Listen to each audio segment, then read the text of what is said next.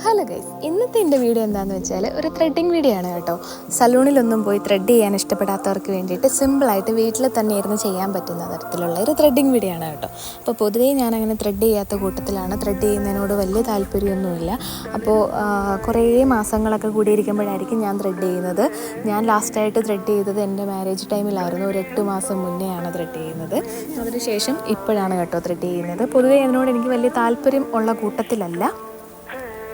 കാരണം ഒന്നാമത്തെ കാര്യം, സലൂണിൽ പോയി ചെയ്യുമ്പോൾ നല്ല പെയിനാണ്. ആ പെയിൻ എനിക്ക് സഹിക്കാൻ പറ്റാത്തത് കൊണ്ട് തന്നെ ഞാനങ്ങനെ സലൂണിൽ പോയി എടുക്കുന്നത് വളരെ കുറവാണ്.